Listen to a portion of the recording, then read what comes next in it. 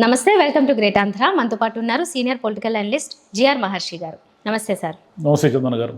Sir, ఈరోజు చంద్రబాబు నాయుడు గారిని శాసనసభ పక్ష నేతగా ఏకగ్రీవంగా ఎన్నుకోవడం జరిగింది. ఈ సందర్భంగా ఆయన మాట్లాడుతూ ఇక మీద నుంచి అంతా ప్రశాంతంగా ఉంటుంది, సీఎం కాన్వాయ్ వస్తే ట్రాఫిక్ రూల్స్ అంతా కూడా మీకేమి ఇబ్బంది కలిగించే విధంగా ఉండవని, ఇంకా ఈ హామీలు పథకాల విషయానికి వస్తేనేమో దాని గురించి ఏమో ఆయన ప్రస్తావించలేదు. ఎందుకంటే సూపర్ 6 అలాంటి విషయాలు బహుశా ప్రమాణ స్వీకారోత్సవం టైంలో ఏమన్నా ఇంకా దాని మీద ఇంకొంచెం కూలంకుషంగా మాట్లాడే అవకాశం ఉందేమో తెలియదు, కానీ ప్రస్తుతానికైతే వాటి గురించి అది కూడా ప్రస్తావించలేదు. కానీ ప్రజల మీద కాస్త బాధ్యత వేయడము, అంటే మీరు నడిపించాలని. యాక్చువల్లీ ఎంచుకున్నది ఆయన 40 ఏళ్ళ అనుభవం ఉందని, ఒక విజనరీ అని, దార్శనికుడని.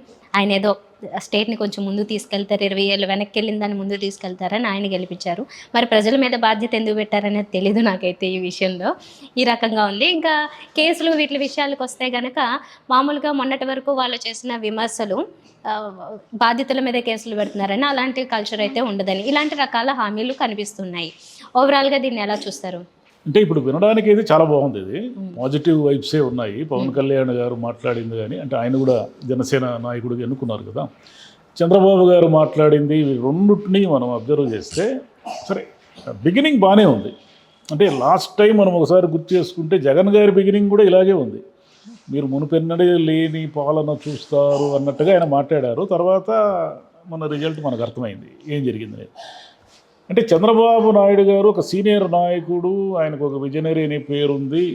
ఆయన కొంచెం ఆలోచించే నిర్ణయం తీసుకుంటారు. ఆయన ఒక ట్రాక్ రికార్డ్ అంతా గమనిస్తే ఆయన ఏదో దాడులు ఇట్లా వాటికి ప్రోత్సహించే మనిషి కాదు, అలాంటి ముఖ్యమంత్రి కాదు అని కొంత నమ్మడానికి, ప్రజల్లో ఒక విశ్వసనీయత ఏర్పడడానికైతే ఆయన మాట్లాడిన ప్రసంగం అంతా కూడా మనకు అర్థమవుతుంది.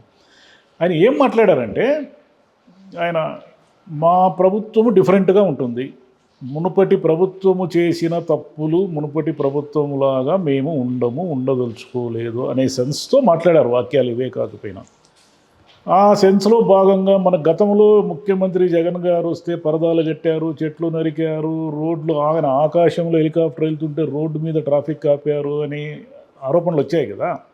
సరే, కొంచెం అతి చేసిన మాట వాస్తవమే, అందరూ ఇబ్బందులు పడిన మాట వాస్తవమే. ఎందుకంటే మొన్న ఎన్నికల ప్రసంగం అప్పుడు కూడా ఆ ఏరియా అంతా కరెంటు తీసేయడం వల్ల చాలా ఇబ్బందులు పడినారు. అది నిజమే, దాంట్లో నిజం ఉంది. దానికి భిన్నంగా ఈయన ఏమంటున్నాడంటే, నేను వస్తే ట్రాఫిక్ ఆపద్దండయా, నేను కూడా ముఖ్యమంత్రి కూడా సామాన్యమైన వాడినే, మీరు మహా అయితే ఒక ట్రాఫిక్ సిగ్నల్కి ఇంకో ట్రాఫిక్ సిగ్నల్కి ఉన్న ఒక 5 నిమిషాల గ్యాప్ ఉంటుంది కదా, ఈ గ్యాప్ను మాత్రమే ఆపి పంపించండి మా కాన్వాయ్ని, మాకు ఒక 5 నిమిషాలు లేట్ అయినా అడేం కొంపలు మునిగేది ఏమి లేదు అన్నట్టుగా మాట్లాడారు. బాగానే ఉంది అది. అంటే ప్రజలకు ఏమిటి అంటే, ప్రజలకు ఇబ్బంది కలగకుండా చేసే ఏ ప్రభుత్వాన్ని అయినా సరే ప్రజలు ఆమోదిస్తారు. ప్రజలకు ఇబ్బంది కలిగింది అంటేనే సమస్యలు వస్తాయి. వీళ్ళు అది అర్థం చేసుకోవాలి. పొలిటీషియన్లు మెయిన్గా అర్థం చేసుకోవాల్సిన అంశం ఏమిటంటే, వీళ్ళు 100 కోట్లు పెట్టి గెలిచారా, 50 కోట్లు పెట్టి గెలిచారా, ప్రజలకు 2000 రూపాయలు ఓటు ఇచ్చి కొనుక్కున్నారా, ప్రజలే స్వచ్ఛందంగా చేశారు, ఇవన్నీ అనవసరం. ఎన్నికల రిజల్ట్ వచ్చిన తర్వాత ఎవరు గెలిచారు ఎవరు ఓడారు అనేదే కదా పాయింట్. వీళ్ళు చేయాల్సిన పని ఏమిటంటే, ప్రజల దృష్టిలో ఒక మంచి నాయకుడుగా, ఒక రోల్ మోడల్గా ఉండడానికి వీళ్ళు ట్రై చేస్తే వీళ్ళ ఫ్యూచర్కి భయం లేదు, వీళ్ళ పార్టీకి భయం లేదు, వీళ్ళ ప్రభుత్వానికి భయం లేదు. కానీ అట్లా ఉండరు, అదే కదా సమస్య. ఇప్పుడు చంద్రబాబు గారు ఏమో చెప్తున్నారు, నేను ట్రాఫిక్ ఆపడానికి లేదు. ఒక మంత్రి వస్తే కూడా ట్రాఫిక్ ఆపుతున్నారు. ఒక ఎమ్మెల్యే కూడా ఒక మంది మార్బలంతో వచ్చేసి తాను ఒక దైవాంశ సంభూతుడిని, తాను ఒక మానవాతీత వ్యక్తిని అన్నట్టుగా బిహేవ్ చేస్తున్నాడు. అది ఊర్లలో, నియోజకవర్గాల్లో ప్రజలకు తెలుసు. అది నాట్ ఓన్లీ వైసీపీ అయినా, నేను టీడీపీ అయినా చెప్పను, కానీ అసలు ముందు వీళ్ళకి తలకెక్కింది అహంకారం ఒకటి ఉంటుంది. దాన్ని, అహంకారాన్ని, ఆ కిరీటాన్ని ఇచ్చింది ప్రజలే అనేది ఒక్కసారి గమనించేస్తే, ప్రజలు గనక అనుకుంటే ఆ కిరీటాన్ని ఊడబీకేసి రోడ్డు మీద నిలబెడతారు అనే స్ఫురణ గనక ఉంటే ఏ నాయకుడైనా సరే రిపీట్ చేయడు ఏ విషయాన్ని కూడా. సరే, ఇప్పుడు చంద్రబాబు గారు అన్న మాటల దగ్గరికి వస్తాం. సరే, అది ట్రాఫిక్ సంగతి పక్కన పెడితే, ఆయన ఏమన్నారంటే అమరావతి రాజధాని అన్నారు. ఓకే, వాళ్ళు దాంట్లో ఏమీ పెద్దగా ఎవరికి డిఫరెన్సెస్ లేదు, అయిపోయింది. అది 3 రాజధానుల కథ అనేది అయిపోయింది. 5 ఏళ్లలో వాళ్ళు చేయలేకపోయారు. ఆ కోర్టు కేసులు, ఆ గోల అంత అయింది. ఇప్పుడు అమరావతికి ఆల్రెడీ కమిట్మెంట్ ఉంది కాబట్టి, ఆ రైతులు ఇదంతా ఉంది కాబట్టి అమరావతి రాజధాని ఈయన డెవలప్ చేయడానికి పూనుకున్నాడు. ఇప్పుడు ఏదో వర్క్స్ కూడా ఏవో జరుగుతున్నాయి, ముళ్ళ కంపులు కొట్టేస్తున్నారు అని ఏదో అంటున్నారు. ఓకే, డన్, అది మంచి పని. వైజాగ్ని ఫైనాన్షియల్ క్యాపిటల్ చేస్తామంటున్నారు. అది కూడా ఓకే వైజాగ్, ఎందుకంటే అసలు వైజాగ్ అనేది ఎప్పటి నుంచో ఒక స్టామినా ఉన్న సిటీ. దాన్ని ఇక్కడ ఉమ్మడి రాజధానిగా ఉన్నప్పుడు హైదరాబాద్ మీద ఎక్కువ దృష్టి పెట్టేసి వైజాగ్ని ఇగ్నోర్ చేసి వైజాగ్ నిర్లక్ష్యం చేశారే తప్ప అది హైదరాబాద్తో సమానంగా ఎదగాల్సిన సిటీ అది. విజయవాడ కూడా అలాంటి సిటీనే, కానీ విజయవాడకు అన్యాయం జరిగింది ఒక రకంగా. అంటే ఆంధ్రప్రదేశే కాదు, తెలంగాణలోనే కాదు, హైదరాబాద్ రాజధానిగా ఓవర్ కాన్సన్ట్రేషన్ వల్ల అటు తెలంగాణకి నష్టం జరిగింది, ఇటు ఆంధ్రాకి నష్టం జరిగింది. తెలంగాణలో ఉన్న వేరియస్ వరంగల్ ఇలాంటి పెద్ద పెద్ద నగరాలు కూడా డెవలప్ కాకుండా కావడానికి కారణం ఏమిటంటే అందరూ దృష్టి, నాయకుల దృష్టి హైదరాబాద్ మీద ఉండడం వల్ల ఆంధ్రప్రదేశ్లో ఉన్నటువంటి గుంటూరు, విజయవాడ, వైజాగ్, కర్నూలు లాంటి పెద్ద నగరాలు కూడా, పట్టణాలు కూడా డెవలప్ కాకుండా అయిపోయి దానికి అందరూ బాధ్యత వహించాల్సిందే. అటు కాంగ్రెస్ అయినా సరే, ఇటు చంద్రబాబు నాయుడు గారు అయినా సరే బాధ్యత వహించాల్సిందే. ఎందుకంటే వీళ్ళే కదా గతంలో కాంగ్రెస్ లేదా తెలుగుదేశమే కదా అధికారంలో ఉండింది, ఉమ్మడి ఆంధ్రప్రదేశ్ అయినా ఇటైనా కూడా. కాబట్టి వీళ్ళు ఆ తప్పు చేశారు. ఇక మీదట ఆ తప్పు చేయకుండా అమరావతి అని ఊరికి వేల కోట్లు పెట్టకుండా అటు వైజాగ్, ఇటు కర్నూలు వీటన్నిటి మీద సమదృష్టి పెడితే ఏమవుతుందంటే అందరూ ఆ ఏరియాలో ఉన్న ప్రజలందరికీ కూడా మేలు జరుగుతుంది. సరే, ఇంకా చంద్రబాబు గారు ఇంకా ఏమంటారంటే, ఇంత మునుపైతే దాడులు చేసిన వాళ్ళ మీద కేసులు పెట్టకుండా బాధితుల మీదే కేసులు పెట్టే కల్చర్ ఉండింది, ఇక మీదట ఉండదు. అంటే లా అండ్ ఆర్డర్ సవ్యంగా ఉంటుంది. ఎవరు నేరం చేస్తే, ఎవరు తప్పులు చేస్తే వాళ్ళ మీద కేసులు పెట్టి పోలీసులు ఉంటారు. అది ప్రాక్టికల్గా సాధ్యమా?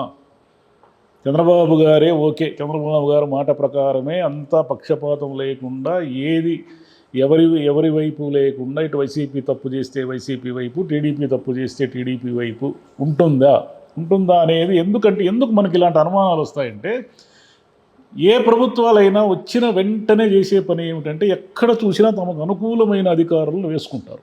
అది సామాజిక వర్గం కావచ్చు, తమ చెప్పు చేతుల్లో ఉండేవాళ్ళు కావచ్చు, ఏవైనా కావచ్చు. దీనివల్ల ఏదో పరిపాలన సులువుగా ఉంటుంది అనేది ఒక వాదన అయితే, రెండో వాదన ఏమిటంటే వీళ్ళు చెప్పిన పనులు చేయడానికి అధికారులు ఉపయోగపడతారు. అధికారులు వీళ్ళు చెప్పిన పనులు చేయాలి అంటే పార్టీ వాళ్ళు చెప్పిన పనులు చేయాలి, టీడీపీ మంత్రులు చెప్పిన పనులు, ఎమ్మెల్యేలు చెప్పిన పనులు చేయడానికే తప్ప వాళ్ళకి ఇంకా వేరే పని లేదు అన్నట్టుగా మనకు అనిపిస్తుంది. ఇది టీడీపీ హయాంలో గతంలో మారిందే లేదు, కాంగ్రెస్ హయాంలో మారింది లేదు, వైసీపీ హయాంలో కూడా మారింది లేదు. మీరు ఈ రాష్ట్రంలో ఆంధ్రప్రదేశ్లో ఉన్నటువంటి కీలకమైన పోలీస్ స్టేషన్లో ఎప్పుడైనా చూడండి, టీడీపీ వచ్చినప్పుడు పూర్తిగా టీడీపీ సామాజిక వర్గానికి చెందిన అధికారులు ఉంటారు, వైసీపీ వస్తే వైసీపీ సామాజిక వర్గానికి చెందిన అధికారులు ఉంటారు. మరి మీరు పక్షపాతం లేకుండా పాలించేది నిజమైతే ఎందుకు ఆ స్టేషన్లలో కీలకమైన పోస్టులంతా మీ వాళ్ళు ఉంటారు? మామూలు ఎవరు న్యాయంగా ఉంటారో, ఎవరు నిజాయితీగా ఉంటారో వాళ్ళని వేసుకోవచ్చు కదా. కాబట్టి ఇవన్నీ వినడానికి బాగుంటాయి, కానీ అమల్లోకి వస్తే ఇంకా బాగుంటాయి.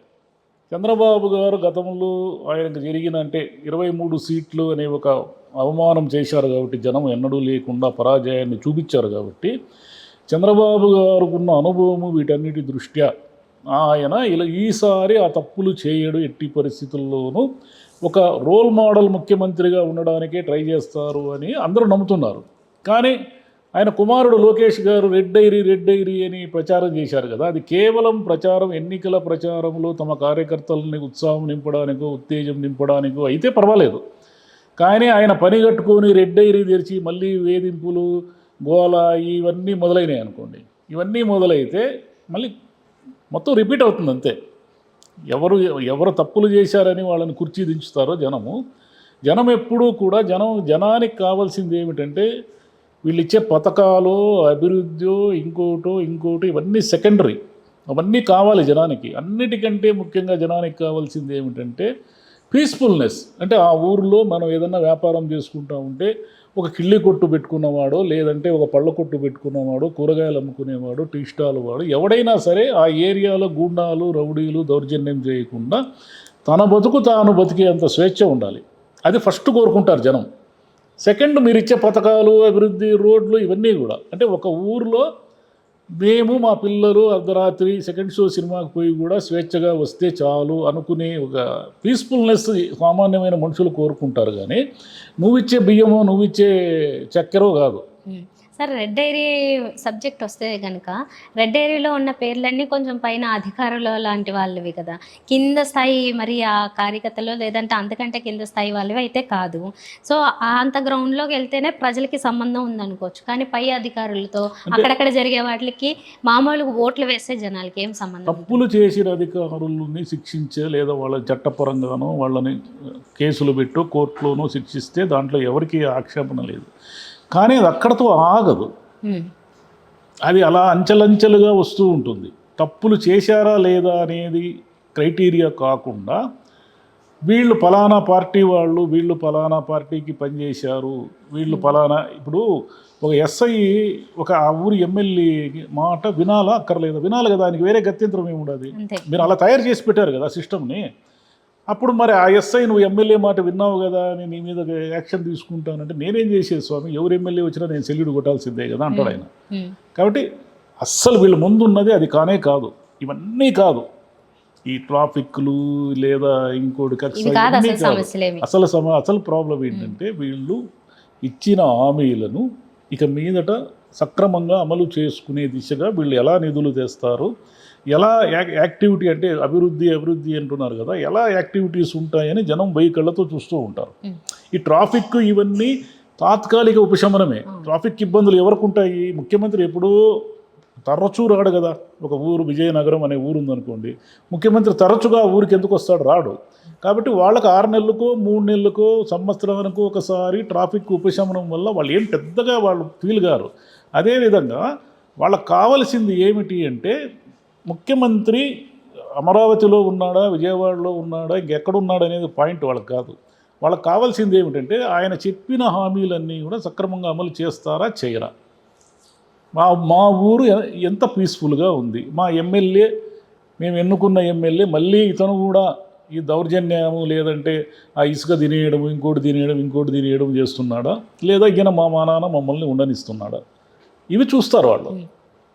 అవన్నీ ఊరికే పత్రికల్లో పతాక శీర్షికల్లో రావడానికి చంద్రబాబు గారు వచ్చిన ట్రాఫిక్ ఆగలేదని ఒక 2 రోజులు రాస్తారు పత్రికలు. వాటికేమి డబ్బు ఖర్చు కాదు, అవన్నీ నార్మల్ ఇవన్నీ.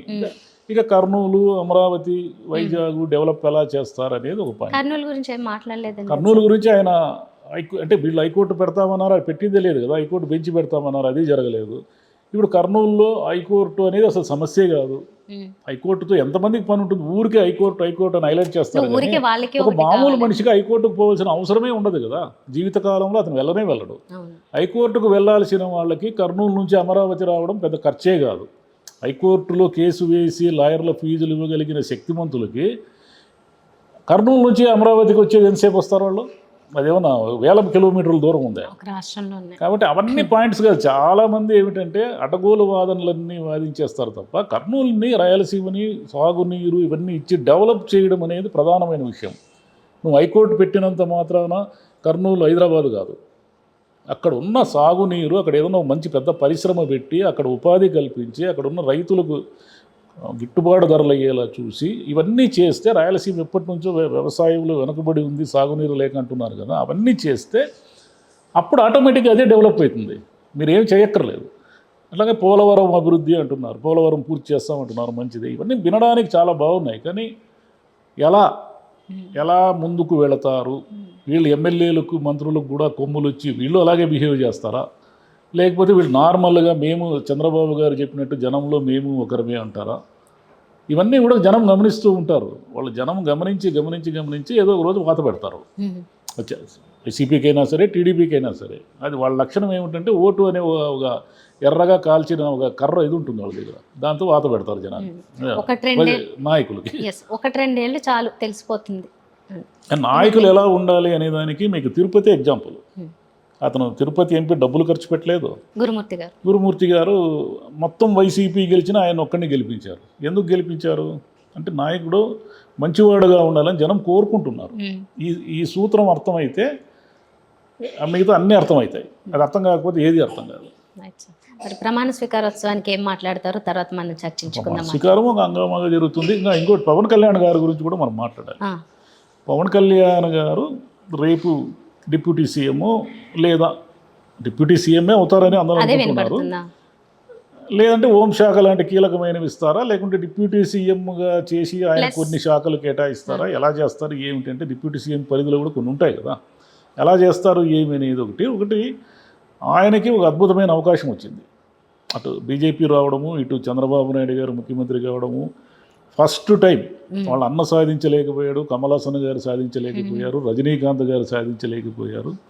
భారతదేశంలో ఏ నటుడు పార్టీ పెట్టిన ఏ నటుడు సాధించలేనిది ఫస్ట్ టైం ఆయన సాధించారు. అదేమిటంటే ఎన్ని పోటీ చేశారనేది కాదు, నంబర్ పాయింట్ కాదు, పోటీ చేసిన అన్ని సీట్లలో విజయం సాధించారు.